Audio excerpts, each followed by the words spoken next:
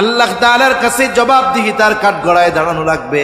কারণ নবীজি বলেন, কুল্লুকুম রাঈনা ওয়া কুল্লুকুম মাসউলুনা আন রাইয়াতিহি। পিতাকে সন্তানের ব্যাপারে জিজ্ঞাসা করা হবে, স্বামীকে স্ত্রীর ব্যাপারে জিজ্ঞাসা করা হবে, মাকে কন্যার ব্যাপারে জিজ্ঞাসা করা হবে। সেই দিন আমি যদি একা একা আমল করি, সন্তানদের যদি দ্বীনের উপরে পরিচালিত করার চেষ্টা না করি, কিয়ামতের দিন হয়তো আমার আমল কাজে আসবে না। ওই অধীনস্থদের কারণে আমাকে আপনাকে শাস্তি ভোগ করা লাগবে। যাদের জন্য পরিশ্রম করতেছেন তারা দুশ্মন হয়ে যাবে। আপনার আমার তো আমলের অভাব নাই, কিন্তু সন্তানটারে গুরুত্ব দেয়নি। আরে আমি পড়ি, ওই যে নামাজ না পড়ে তাতে আমাকে। কিয়ামতের দিন ওরা অন্তরায় হয়ে দাঁড়াবে, বাধা হয়ে দাঁড়ায় যাবে। আপনি আজকে জোর করেন না, সন্তানটা ঘুম থেকে উঠাইতে কষ্ট হয়, শীতের রাত, অনেক রাত্রে ঘুমাইছে, উঠলে কষ্ট হবে, থাক, পড়ার দরকার নাই নামাজ। রোজার মাস, গরমের দিনের রোজা, হায় রে এত লম্বা দিন না খাইয়া থাকবে, আমার পোলাডার মাইয়াডার কত কষ্ট হবে রে। এই যে মোহাব্বত কইরা রোজা রাখার নাই, নামাজ পড়ার নাই, পর্দা করার নাই, এই মোহাব্বত পরকালে ওরা আপনার আমার বিরুদ্ধে দাঁড়ায় যাবে। কি বলবে? রব্বানা ইন্না আতা'না সাদাতানা ওয়া কুবারা'না ফাআযাল্লুনাস সাবিলা। বলবে রব, ইন্না আতা'না সাদাতানা ওয়া কুবারা'না, আমরা আমাদের নেতাদের বড়দের অনুসরণ করেছি। সন্তান বলবে, আমি নামাজ পড়ি নাই, এর জন্য দায়ী হইল আমার বাপ। স্ত্রী পর্দা করে নাই, বলবে দায়ী হইল আমার স্বামী। মেয়ে দিনের উপরে চলে নাই, বলবে দায়ী হইল আমার আব্বা। এখন এরা যেহেতু তোমাদের জাহান্নামে যাওয়ার দায়ী, তাহলে কি হবে? এবার বলবে ফাআযাল্লুনাস সাবিলা, তারাই তো আমাদেরকে পথভ্রষ্ট করেছে, তাদের কারণে জাহান্নামী হইছি। যেহেতু তাদের কারণে জাহান্নামী হইলাম, আল্লাহ তাআলার কাছে এইবার ওই সন্তানেরা পিতামাতার ব্যাপারে, অধীনস্থরা অভিভাবকের ব্যাপারে আল্লাহ তাআলার কাছে বলবে, রব্বানা আতিহিম দি'ফাইনি মিনাল আযাবি ওয়ালআনহুম লা'নান কাবীরা। আযাবরে দ্বিগুণ করে দেন, একেবারে আপনি বড় লানত বর্ষণ করেন এগুলোর উপর। এদের কারণে আমরা জাহান্নামী হয়েছি। শুধু তাই না, আখিরাতে আমার আপনার এই অধীনস্থ যারা, যাদেরকে আমি দিন শেখার জন্য উদ্বুদ্ধ করি নাই, দিন শেখানোর জন্য কঠোরতা করি নাই, ওরা বলবে দেখাই দেন তাদেরকে, ওদেরকে আমরা পা দিয়ে পাড়াইয়া এরপরে জাহান্নামে যাব। রব্বানা আরিনাল্লাযাইনি আযাল্লানা মিনাল জিন্নি ওয়াল ইনসি নাজআলহুমা তাহতা আকদামিনা লিয়াকুনা মিনাল আসফালিন। বলবে রব দেখায় দেন যেই সমস্ত মানুষ এবং জিনদের কারণে আমরা জাহান্নামে হইলাম, তাদেরকে দেখায় দেন। কেন দেখাই দিব? আল্লাহ তাআলা কাছে তারা বলবে, নাজআলহুমা তাহতা আকদামিনা, আমরা তাদেরকে পদদলিত করতে চাই, পাড়াইতে চাই। চিন্তা করে দেখেন তো, দুনিয়ায় যদি কোনো বাবা সন্তানের কারণে অপমানিত হয়, লজ্জিত হয়, তাইলে বাপ ওই মুখ আর মানুষদেরকে দেখাইতে চায় না। অথচ কিয়ামতের দিন অনেক বাবা, অনেক অভিভাবক সন্তানদের কাছ থেকে এই রকম কথা শুনবে যে আল্লাহ আমার অভিভাবককে দেখায় দেন, আজকে আমি তাদেরকে পা দ্বারা পদদলিত করতে যাই। মায়াজ ইবনে মালিক জিনা করে ফেলছে, নবীজির কাছে এসে সে স্বীকৃতি দিছে আমি জিনা করে ফেলছি। নবীজি তারে বলছে যাও আল্লাহর কাছে মাফ চাও, মাফ করে দিন। মায়াজ ইবনে মালিক চলে গেছে। যাওয়ার সময় চিন্তা করে, আমি তো নবীরে বলি নাই যে কেমন জেনা করছি। কারণ হাদিসের মধ্যে আছে চোখের জেনা দেখা, হাতের জেনা ধরা, পায়ের জেনা চলা, প্রত্যেকটা অঙ্গ প্রত্যঙ্গের আলাদা আলাদা জেনা আছে। তাইলে নবী তো বুঝতে পারে নাই কোন জেনা করছি। সে পুনরায় আবার ফিরে আসছি, নবীজির কাছে এসে বলতেছে, ইয়া রাসূলুল্লাহ, আমি তো ওই রকম জেনা করেছি যেমনটা বৈধ স্বামী স্ত্রী করে থাকে, আমি এই ধরনের জেনা করেছি। এইবার নবীজি মুখ ঘুরায় ফেলেন, সে আবার বলে যে আমি এইটা করছি। এরপরে রাসূল সাল্লাল্লাহু আলাইহি ওয়াসাল্লাম তার পরিচিত যারা তাদেরকে বলতেছে এটা কি মদ পান করছে নাকি, কারণ মানুষ যখন মাতাল থাকে অনেক কথাই বলে। পরীক্ষা করা হলো না, সে মদ পান করে নাই, নেশাগ্রস্ত নয়। জিজ্ঞাসা করা হয় এই লোকটা পাগল নাকি, আশেপাশে খোঁজ নিয়ে জানা হলো না, পাগলও নয়। তার মানে সে মদপ্য নয়, পাগলও নয়, সুস্থ মস্তিষ্কে সে তার জেনার কথা স্বীকার করেছে। এইবার তাকে শাস্তি দেওয়া হবে, পাথরে নিক্ষেপ করা হলো, সে ইন্তেকাল করলো, মারা গেল। তার জানাজা দেওয়া হলো, দাফন কাফনে নবীজি অংশগ্রহণ করলেন। জেনার শাস্তি হয়েছে, দুনিয়ায় তাওবা হলো, জেনার শাস্তির তাওবা হলো পাথর নিক্ষেপে হত্যা। নবীজি তার জানাজায় শরীক হলেন, দাফনে শরীক হলেন। কবর দিয়ে সবাই ফিরে আসতেছে। দুইজন ব্যক্তি মায়াজ ইবনে মালিকের কবরের দিকে ইশারা করে বলে এই তো মায়াজ ইবনে মালিক। আল্লাহ তাআলা যেই ব্যক্তির পাপ গোপন করার সুযোগ দিয়েছিলেন, কিন্তু এই ব্যক্তি বড় বোকা। এই ব্যক্তি নিজের গুনার কথা নিজে স্বীকার করলো, মানুষও যাই না গেল সে একজন জেনাকার। এই দুইজনের কথা নবীজির কানে গেছে, নবীজি আওয়াজ পাইলেন। কিছু দূর অগ্রসর হওয়ার পরে নবীজি সেখানে দাঁড়াইলেন, দেখতে পাইলেন মরুভূমির ভিতরে একটা গাধা মরে ফুলে আছে, দুই পা দুই দিকে ছড়ায় আছে। নবীজি দাঁড়িয়ে বললেন কোথায় ওই দুই ব্যক্তি যারা মায়াজ ইবনে মালিকের ব্যাপারে এই কথাগুলো বলছো? ওই দুইজন সামনে এসে হাজির, বলে ইয়া রাসূলুল্লাহ আমরা বলেছি। আল্লাহর রাসূল বলতেছে তোমরা তোমার ভাইয়ের গীবত করছো কেন? রাসূল সাল্লাল্লাহু আলাইহি ওয়াসাল্লাম বলে যা ওই মরা গাধার গোশত খাও। ওই দুইজন এবার বলে ইয়া রাসূলুল্লাহ আমরা কি তার ব্যাপারে মিথ্যা বলেছি নাকি? নবীজি বলেন তোমরা তোমাদের ভাইয়ের গীবত করেছো। মনে রাখো মায়াজ ইবনে মালিক যদিও শয়তানের ধোঁকায় পড়ে জিনা করেছে, গুনাহ করেছে, কিন্তু পরকালের ভয় তার মধ্যে জাগ্রত হওয়ার কারণে সে তার অপরাধের স্বীকৃতি দিয়ে শাস্তি গ্রহণ করেছে, তাওবা করেছে। মনে রাখো আল্লাহ তাআলার কাছে এই মায়াজ ইবনে মালিকের তাওবা এমন ভাবে কবুল হয়েছে, যদি একটা সম্প্রদায়ের মধ্যে মায়াজ ইবনে মালিকের এই তাওবাকে বন্টন করে দেওয়া হয়, ওই কওমের নাজাতের জন্য সেটা যথেষ্ট হয়ে যাবে।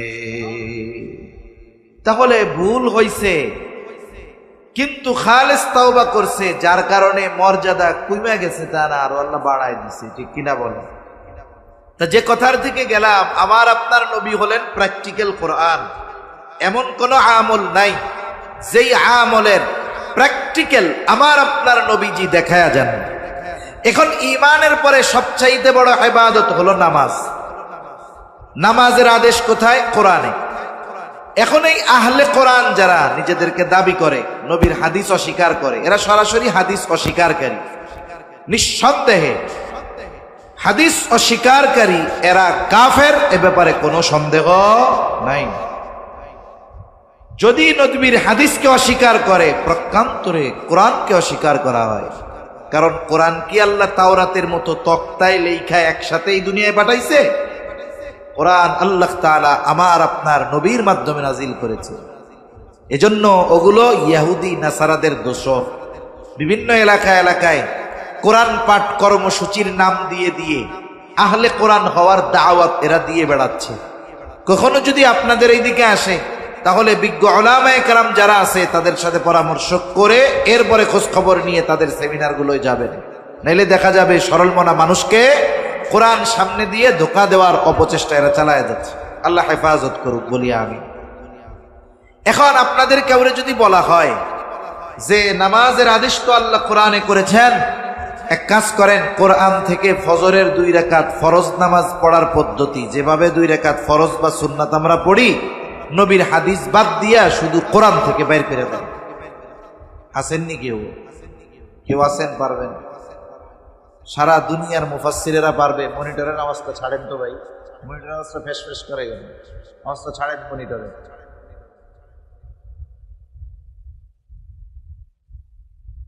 শুধুমাত্র আমরা আপনারা না, সারা পৃথিবীর সব মুফাসসিরদেরকে যদি কোরআন হাতে দিয়ে বলা হয় নবীর হাদিস, নবীর সুন্নাহ, নবীর সিরাত সব একদিকে রাখবা, শুধুমাত্র কোরআন থেকে 2 রাকাত ফজরের সুন্নাত নামাজ পড়ার পদ্ধতি বের করে দাও, সাথে সাথে যদি কিয়ামত পর্যন্ত হায়াত যদি পায়, নবীর সুন্নাহ হাদিস বাদ দিয়ে 1 রাকাত নামাজ পড়ার পদ্ধতিও তারা বের করতে পারবে না। নামাজের আদেশ করেছেন আল্লাহ, আর নামাজ পড়ার পদ্ধতি শিখিয়ে দিয়েছেন মুহাম্মদুর রাসূলুল্লাহ সাল্লাল্লাহু আলাইহি ওয়াসাল্লাম। এই জন্য নবীজি বলেন, সল্লু কামা রাআইতুমুনি উসাল্লি। নামাজ পড়তে হবে কিভাবে? কামা রাআইতুমুনি উসাল্লি, আমাকে যেভাবে পড়তে দেখো তোমরা এইভাবে পড়ো। যদি কোরআন থেকে নামাজ পড়তে যায়, যেমন নামাজের একটা ফরজ রুকু করা, কোরআনেও আছে ওয়ারকাউ মা'আর রাকিঈন, রুকুকারীদের সাথে রুকু করো। রুকু শব্দের অর্থ কি? রুকু শব্দের অর্থ হইল ঝুঁকা। কিন্তু বলেন তো, আপনাদের সামনে যখন বলি যে নামাজে রুকু করতে হবে, কেমন দৃশ্য ভাসে যে একটা মানুষ সোজা আছে একেবারে এইরকম হয়ে যাবে, তাই না? এখন যদি কেউ মাথা একটু ঝুঁকায় দাঁড়াইয়া, এটার কি আপনারা রুকু বলবেন? তার মানে দেখেন, শব্দের অর্থ জানলেই ওই শব্দের উদ্দেশ্য বোঝা যায় না। শব্দের অর্থ জানলেই ওই শব্দ দ্বারা কতটুকু ঝুঁকা বোঝানো হচ্ছে বোঝা যায় না। এজন্য আমার আপনার নবী প্রত্যেকটা ইবাদত এইভাবে প্র্যাকটিক্যাল ভাবে উম্মতদেরকে শিখিয়ে দিয়েছেন। সুবহানাল্লাহ। নবীর থেকে শিখতে হবে নামাজ কিভাবে পড়তে হবে। এই জন্য যে কোনো ইবাদতের তরিকা আমার আপনার নবীর থেকে গ্রহণ করতে হবে। আপনি হজ করবেন, কেমনে হজ করবেন? নবীজি বলেন, খুদু আন্নি মানাসিকাকুম, আমার থেকে শিখে নাও কেমনে হজ করবা। তার মানে এমন কোনো ইবাদত নাই যে ইবাদত আমার আপনার নবীর তরিকায় হয় না। এরকম কোন ইবাদত নাই যে নবীর সুন্নাত বাদ দিয়ে করবেন। এজন্য আমল যদি আমলে সালেহ হতে হয়, রাসূল আকরাম সাল্লাল্লাহু আলাইহি ওয়াসাল্লামের পদ্ধতি অনুসরণ করতে হবে। 2টা শর্ত গেল।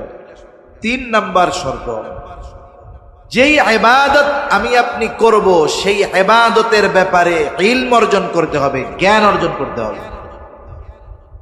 ইলম শিক্ষা করা ফরজ। রাসূল আকরাম সাল্লাল্লাহু আলাইহি ওয়াসাল্লাম বলেন, তলাবুল ইলমি ফরিদাতুন আলা কুল্লি মুসলিম, দ্বীনি ইলম শিক্ষা করা প্রত্যেক মুসলমান নরনারীর উপরে ফরজ। প্রথম প্রশ্ন হইল, কতটুকু শিক্ষা করা ফরজ? মুহাদ্দিসিন মুফাসসিরিন কেরাম বলেন যে একটা মানুষ নিজের জীবন পরিচালনার জন্য যতটুকু ইলমে দ্বীন দরকার শেখা ফরজ। আবার কেউ কেউ বলেন না, অতটুকুতেও হবে না। কেন হবে না? বলে কোরআনুল কারীমের মধ্যে আল্লাহ তাআলা বলেন, ইয়া আইয়ুহাল্লাযীনা আমানু কু আনফুসাকুম ওয়া আহলিকুম নারা, বলে হে ঈমানদারেরা, তোমরা নিজেরা জাহান্নামের আগুন থেকে বাঁচো, অধীনস্থদেরকেও জাহান্নামের আগুন থেকে বাঁচাও। তাহলে বলেন তো, জাহান্নাম থেকে তো নিজে বাঁচলে হবে না, অধীনস্থদেরকেও বাঁচাতে হবে। তার মানে অধীনস্থদেরকেও বাঁচানোর চেষ্টা করতে হবে। নিজে যদি জাহান্নাম থেকে বাঁচার জন্য ইলমের দরকার হয়, তাহলে অধীনস্থদেরকে জাহান্নাম থেকে বাঁচানোর জন্য ইলমের দরকার আছে না নাই? দ্বীনের উপরে চলার জন্য আমার যদি জ্ঞান দরকার হয়, আরেকজনকে দ্বীনের উপরে চালানোর জন্য জ্ঞান দরকার আছে না নাই? তাহলে ইলমে দ্বীন কতটুকু শিখতে হবে? বলে নিজে দ্বীনের উপরে চলতে, অধীনস্থদেরকে দ্বীনের উপরে চালাইতে যতটুকু ইলমে দ্বীন অর্জন করা দরকার, ততটুকু সকলের জন্য অর্জন করা ফরজ। এইটা হুজুর নাই, মাদ্রাসার ছাত্র নাই, নামাজি নাই, হাজি নাই, সবার জন্য শিখতে হবে। এখন কেউ যদি না শিখে তাইলে গুনাহগার হবে। একটু চিন্তা করেন, সমাজে অনেক মানুষ আছে নিজে দ্বীনের উপরে চলতে যতটুকু ইলম দরকার ততটুকুও শিখে না। এখন একটা পদ্ধতি তো বাইর করার দরকার, শিখতে তো হবে, না শিখলে তো গুনাহগার। কেমনে শিখবেন? মাদ্রাসায় তো ছোট ছোট বাচ্চারা যায়, এরা গিয়ে শিখে। আপনারা মুরব্বীরা কি করতে পারেন? আপনার মাদ্রাসার মোহতামে মসজিদের ইমাম সাহেবকে বলতে পারেন যে হুজুর, কতটুকু দ্বীন শেখা ফরজ আমরা তো বুঝি না, আপনি আমাদেরকে একটু প্রতিদিন আধা ঘন্টা সময় দিয়ে দিয়ে শিখাইয়া দেন। বলেন তো কোন মাদ্রাসার মুহতামিম, কোন মসজিদের ইমাম খতিব বলবে যে আপনি দিন শিখতে চান? তারা বলবে যে না, আমাকে টাইম টুইম নেই, এরকম বলবে নাকি? বরং আগ্রহের সাথে শিখিয়ে দিবে। সমস্যা আমাদের, আমরা নিজেদেরকে অন্যের সামনে ছোট করতে চাই না। এখন আমি সূরা ভালো মতো পারি না, দোয়ায় কুনুত তো আর জোরে জোরে পড়া লাগে না, জোরে পড়া লাগে না। এখন আমি যে দোয়ায় কুনুত ভালো পারি না, হুজুরে যদি এটা যাই না যায় তাইলে আমার জন্য লজ্জা না? হুজুরের উপরে বড় বড় কথা বলি, কিন্তু হুজুর যদি জানে আমি দোয়ায় কুনুত জানি না, তাইলে তো আমার ইজ্জত শেষ। এজন্য শিখতে যাই না। এই যে দুনিয়ার লজ্জা, দুনিয়ায় লজ্জা কইরা শিখলাম না, আখেরাতে সাইজ খাওন লাগবে। দুনিয়ায় যদি একটু লজ্জা ভাঙা শিখি তাইলে আখেরাতে বাঁচা যাইব, ঠিক কিনা বলেন? এজন্য আমরা চেষ্টা করব আমাদের আলেম যারা আছে, মাদ্রাসার শিক্ষক যারা আছে, মসজিদের ইমাম খতিব যারা আছে, তাদেরকে বলা যে দৈনিক এশার পরে আধা ঘন্টা আপনি আমাদেরকে একটুগুলো শিখাইয়া দেন যেগুলো দরকার। যদি না শিখি কি হবে? আল্লাহ তাআলার কাছে জবাবদিহিতার কাঠগড়ায় দাঁড়ানো লাগবে। কারণ নবীজি বলেন কুল্লুকুম রাঈনা ওয়া কুল্লুকুম মাসউলুনা আন রাইয়াতিহি। নবীজি বলেন তোমরা প্রত্যেকেই দায়িত্বশীল, আর প্রত্যেককে তার দায়িত্বের ব্যাপারে জিজ্ঞাসা করা হবে। পিতাকে সন্তানের ব্যাপারে জিজ্ঞাসা করা হবে, স্বামীকে স্ত্রীর ব্যাপারে জিজ্ঞাসা করা হবে, মাকে কন্যার ব্যাপারে জিজ্ঞাসা করা হবে। সেই দিন আমি যদি একা একা আমল করি, সন্তানদের যদি দ্বীনের উপরে পরিচালিত করার চেষ্টা না করি, কিয়ামতের দিন হয়তো আমার আমল কাজে আসবে না। ওই অধীনস্থদের কারণে আমাকে আপনাকে শাস্তি ভোগ করা লাগবে। যাদের জন্য পরিশ্রম করতেছেন তারা দুশ্মন হয়ে যাবে। আপনার আমার তো আমলের অভাব নাই, কিন্তু সন্তানটারে গুরুত্ব দেয়নি। আরে আমি পড়ি, ওই যে নামাজ না পড়ে তাতে আমাকে। কিয়ামতের দিন ওরা অন্তরায় হয়ে দাঁড়াবে, বাধা হয়ে দাঁড়ায় যাবে। আপনি আজকে জোর করেন না, সন্তানটা ঘুম থেকে উঠাইতে কষ্ট হয়, শীতের রাত, অনেক রাত্রে ঘুমাইছে, উঠলে কষ্ট হবে, থাক, পড়ার দরকার নাই নামাজ। রোজার মাস, গরমের দিনের রোজা, হায়রে এত লম্বা দিন না খাইয়া থাকবে, আমার পোলাডার মাইয়াডার কত কষ্ট হবে রে। এই যে মোহাব্বত কইরা রোজা রাখার নাই, নামাজ পড়ার নাই, পর্দা করার নাই, এই মোহাব্বত পরকালে ওরা আপনার আমার বিরুদ্ধে দাঁড়ায় যাবে। কি বলবে? রব্বানা ইন্না আতা'না সাদাতানা ওয়া কুবারা'না ফাআযাল্লুনাস সাবিলা। বলবে রব ইন্না আতা'না সাদাতানা ওয়া কুবারা'না, আমরা আমাদের নেতাদের বড়দের অনুসরণ করেছি। সন্তান বলবে আমি নামাজ পড়ি নাই, এর জন্য দায়ী হইল আমার বাপ। স্ত্রী পর্দা করে নাই, বলবে দায়ী হইল আমার স্বামী।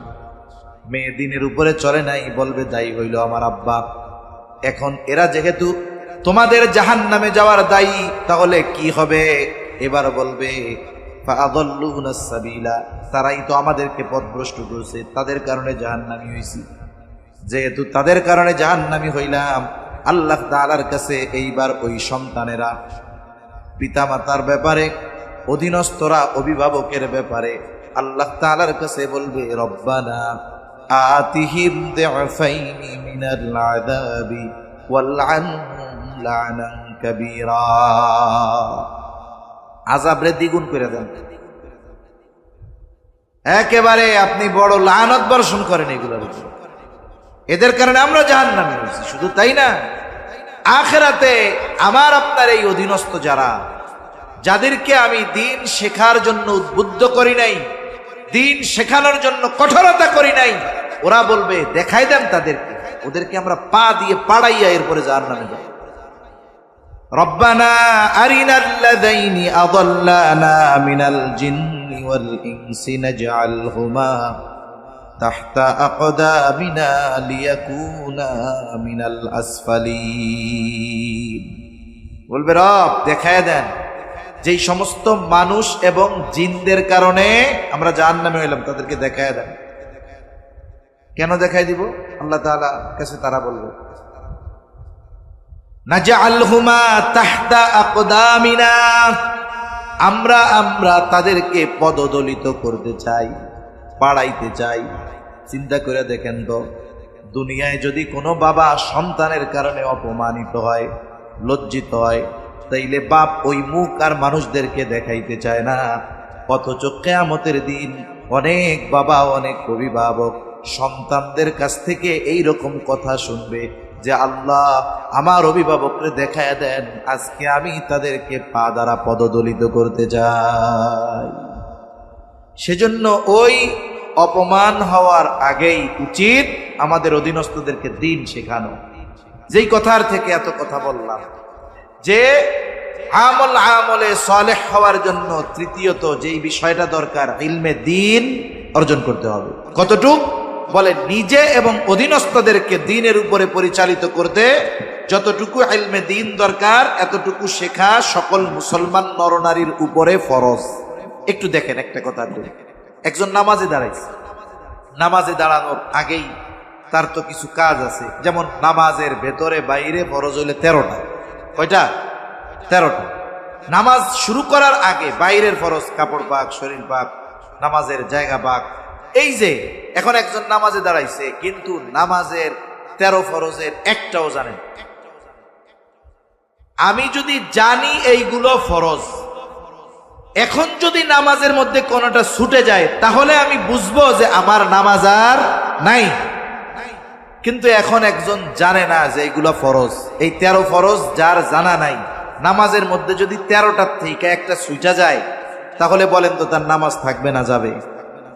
যাবে। কতজন আছে একেবারে বায়ু সাইডা সুন্দর মতো সাউ সিজদা করে? এখন বলেন তো, একজন নামাজ শেষ করার আগে সাউ সিজদা দিছে, আর একজন জিজ্ঞাসা করছে এবার সাউ সিজদা দিলা কেন? এখন কইতেছে আমার নামাজের মধ্যে বায়ু ছুটে গেছিল, এই জন্য সাউ সিজদা দিছি। এখন কম তো 100 সাউ সিজদা দিলেও ওর নামাজ হবে? কারণ এখন সে এটা ছাড়ার কারণে তার পবিত্রতা ভেঙে গেছে, অজু ভেঙে গেছে, এখন আর তার নামাজ নাই। তো এজন্য দেখেন, নামাজের 13 ফরজ জানতেই হবে, বাহিরের গুলাও জানতে হবে, ভেতরের গুলাও জানতে হবে। কারণ ফরজ একটা ছুটলে নামাজ বাদ। নামাজের ওয়াজিব 14টা। ওয়াজিব যদি ছুটে যায়, সাহু সিজদা দিলে নামাজ হয়ে যায়। কিন্তু কেউ যদি নামাজের ওয়াজিব 14টা না জানে, ওয়াজিব যদি ছুটে যায়, তার কোনো হুঁশ থাকবে না। দেখা যাবে সাহু সিজদা দিল না, তার নামাজও হইল না। নামাজ ভঙ্গের কারণ আছে 19টা। এই 19টা কারণ থেকে একটা যদি পাওয়া যায়, তাইলে নামাজ ভেঙে যায়। কিন্তু নামাজি নামাজ ভঙ্গের 19টা কারণ জানে না। দেখা যাবে জীবনের অনেক নামাজে নামাজ ভঙ্গের কারণ পাওয়া গেছিল, কিন্তু তার কোনো খোঁজ নাই। অজু ভাঙ্গার কারণ জানতে হবে, সাথে সাথে পবিত্রতার মশালাগুলো জানতে হবে। কেন কয় অজু ভাঙ্গের কারণ হইল 7টা। এখন যদি নামাজের মধ্যে এই 7টা কারণ থেকে একটা পাওয়া যায়, অজু ভেঙে যাবে। বলেন তো অজু ভাঙলে কি নামাজ থাকবে নাকি? তাহলে চিন্তা করে দেখেন, কত কিছু জানার দরকার, কিন্তু এই বিষয়গুলো থেকে আমরা মাহরুম হয়ে যাচ্ছি। অনেকে জানে না, জানার চেষ্টাও করে না, জানার ইচ্ছাও করে না। দেখা যায় বছরের পর বছর ইবাদত করতেছে, ইবাদত হইতেছে না। এজন্য যে ইবাদত করতে হবে, ওই ইবাদতের মাসলা মাসাইলগুলো সুন্দর মতো জানতে হবে। 4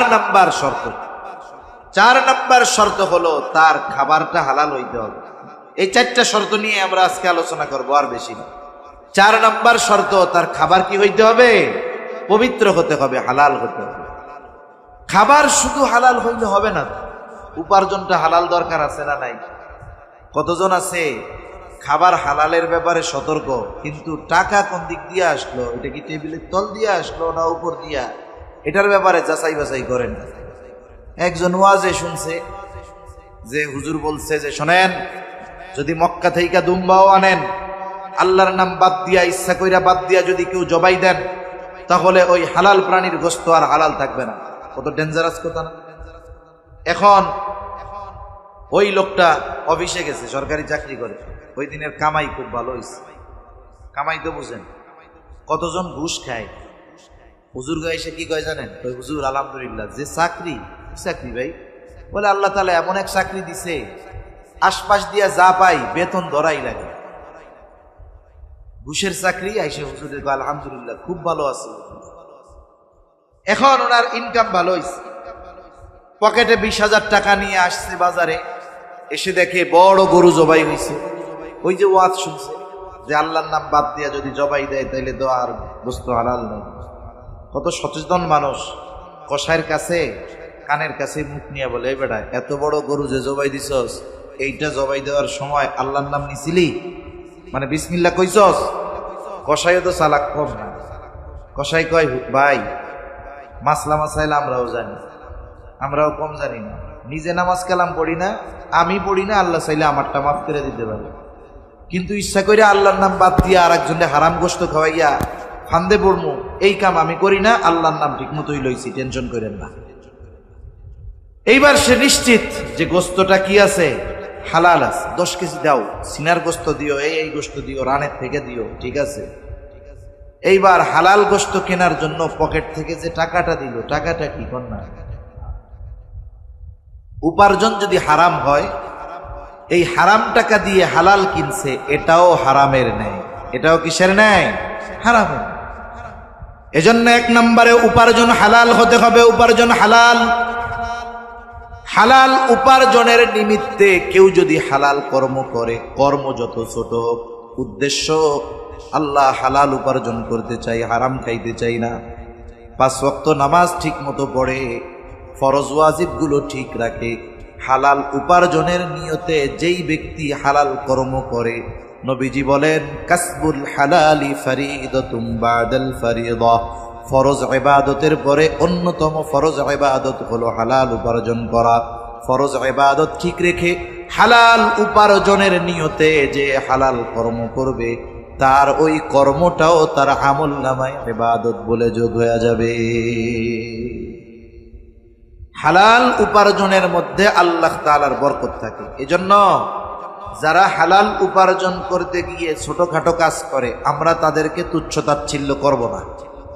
অনেক মানুষ আছে ছোটখাটো কাজ করে, কিন্তু কাজটা তার হালাল, পান বিক্রি করে, চা বিক্রি করে, এই যে হালাল উপার্জনের নিমিত্তে ছোট কাজ করতেছে, আমরা তাদেরকে তিরস্কার করব না। কেউ রিক্সা চালায়, ভ্যান চালায়, যা করে করুক, অন্যের জমিতে কাম দেয়, মজুরি করে, কুলিগিরি করে, কিন্তু হালাল উপার্জনের নিয়তে করে, আল্লাহর কসম ওই সচিবালয়ের চেয়ারে বৈশা যেটা ঘুষ খায় আমাদের কাছে সম্মানিত হতে পারে, কিন্তু ওর চাইতে আপনার বাজারে যদি কোনো মুচি থাকে যে হালাল উপার্জনের জন্য জুতা সেলাই করে, ওর দাম আল্লাহ তাআলার কাছে বেশি, ঠিক কিনা বলেন? এজন্য হালাল উপার্জনকারী ছোট কর্ম যদি করে, কর্মটা যদি হালাল হয়, তাকে আমরা তিরস্কার করব না, কর্মের কারণে খোঁটা দিব না।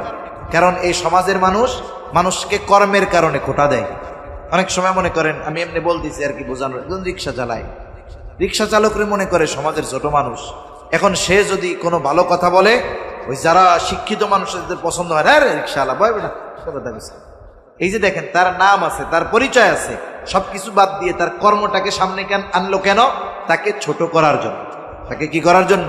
ছোট করার জন্য। এবং এই জন্য কেউ যদি হালাল কর্ম করে, কর্ম যদি ছোট হয়, আমরা এই কর্ম নিয়ে তাকে তিরস্কার করব না। তাহলে 1 নম্বর দরকার হালাল উপার্জন, 2 নম্বর হালাল খাবার দরকার। হালাল উপার্জনের সাথে সাথে খাবারটাও হালাল হতে হবে, হালাল। এই দুইটার সমন্বয় যদি ঘটে, তাহলে এই শর্তটা পূরণ হবে। কিন্তু দুর্ভাগ্য তাদের যাদের খাবারটাও হারাম, উপার্জনটাও হারাম, অথবা দুইটার একটা হারাম, তাহলে তাদের অবস্থা কি হবে? যারা হারাম উপার্জন করে, হারাম খায়, এদের অনেক বড় বড় ক্ষতি হয়। 1 নাম্বার কি হয়? আল্লাহর নবী বলেন লা ইয়াদখুলুল জান্নাতা জাসাদুন উদিয়া বিল হারাম। হারাম ভক্ষণকারীর শরীর জান্নাতে প্রবেশ করবে না। হারাম খাবার দ্বারা গঠিত শরীর জান্নাতে প্রবেশ করতে পারবে না। 2 নাম্বার ক্ষতি, তার ইবাদত কবুল হবে না। আল্লাহ তাআলা কোরআনুল কারীমের মধ্যে বলেন ইয়া আইয়ুহার রাসূলু কুলু মিনাত তাইয়্যিবাতি ওয়া'মালু সলিহাত। আল্লাহ তাআলা সব রাসূলগণকে এক নির্দেশ দিয়েছেন, হে রাসূলগণ, কুলু মিনাত তাইয়্যিবাত, আপনারা পবিত্র খাবার খান, ওয়া'মালু সলিহা, আর আমলে সলেহ করেন। বুজুর্গানে দিন বলেন, এর দ্বারা এই কথা বোঝা যায় যার খাবার পবিত্র নয়, যার খাবার হালাল নয়, তার আমলটা আমলে সালেহ হবে না।